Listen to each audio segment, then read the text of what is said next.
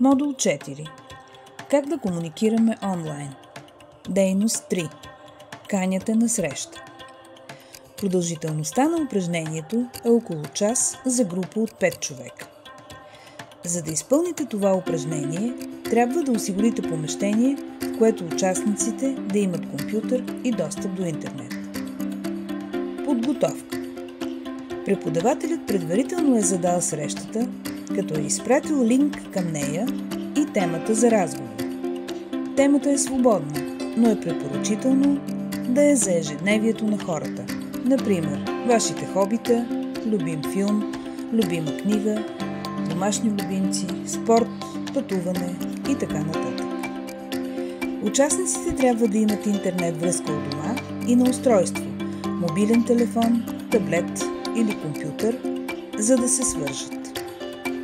Стъпка 1. Преподавателят ще изпрати линк с темите и ще стартира срещата. Стъпка 2. Участниците се присъединяват към срещата. Стъпка 3. След като участниците са готови, преподавателят представя дейността и реда на тези, които ще говорят.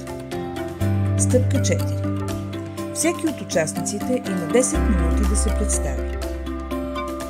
Стъпка 5. След това има време за задаване на въпроси.